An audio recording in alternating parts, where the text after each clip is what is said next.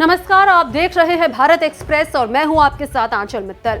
Digital दौर में काम और निजी जीवन के बीच संतुलन बिगड़ने की बढ़ती चिंता के बीच एनसीपी की सांसद सुप्रिया सुले ने लोकसभा में एक अहम निजी सदस्य विधेयक पेश किया है। इस विधेयक का उद्देश्य कर्मचारियों को मानसिक तनाव और लगातार उपलब्ध रहने के दबाव से राहत दिलाना है। राइट टू डिस्कनेक्ट बिल 2025 नामक इस प्रस्तावित कानून में कर्मचारी कल्याण प्राधिकरण के गठन का प्रावधान किया गया है, जो कर्मचारियों को काम के तय समय और अवकाश के दौरान ऑफिस से जुड़े फोन कॉल, ईमेल और मैसेज का जवाब न देने का कानूनी अधिकार देगा।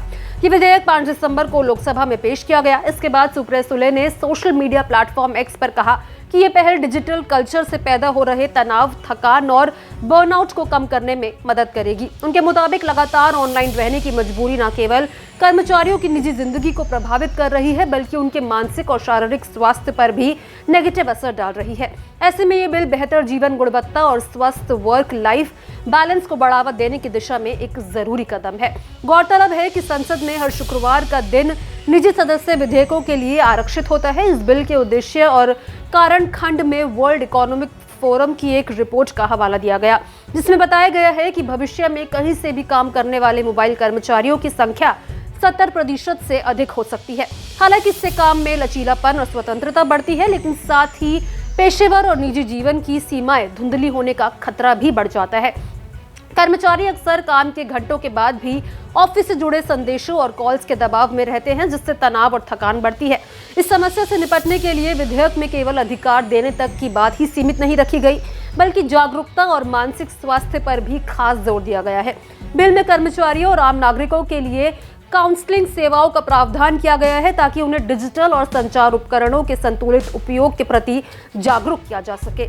इसके साथ ही डिजिटल तनाव से मुक्ति दिलाने और लोगों को वास्तविक सामाजिक जुड़ाव की ओर लौटाने के लिए डिजिटल डिटॉक्स सेंटर स्थापित करने का सुझाव भी शामिल है। विधेयक में यह भी ध्यान रखा गया है कि कंपनियों की कॉम्पिटिटिव जरूरतें और अलग अलग कार्य संस्कृतियां होती है, इसलिए इसमें पूर्ण कठोरता के बजाय लचीलापन रखा जाए। प्रस्ताव के अनुसार काम के समय के बाहर ऑफिस से जुड़े दायित्वों को लेकर कंपनियों और कर्मचारी आपस सहमति से शर्तें तय कर सकते हैं। यानी ये कानून एक तरफा दबाव नहीं बनाता, बल्कि संवाद और सहमति की गुंजाइश भी देता है। कुल मिलाकर राइट टू डिस्कनेक्ट बिल 2025 का मकसद कर्मचारियों के अधिकारों और कल्याण को मजबूत करना है। ये कंपनियों को बाध्य करता है कि वो काम के घंटों के बाहर की सेवा शर्तों पर कर्मचारियों से स्पष्ट बातचीत करें और उनके निजी समय का सम्मान करें। साथ ही विधेयक कर्मचारियों के डिस्कनेक्ट होने के अधिकार को कानूनी रूप से मान्यता देकर डिजिटल युग में एक स्वस्थ, संतुलित और मानवीय कार्य संस्कृति को बढ़ावा देने की कोशिश करता है। तो इस विधेयक को लेकर आप क्या राय रखते हैं? कमेंट बॉक्स में जरूर शेयर करें।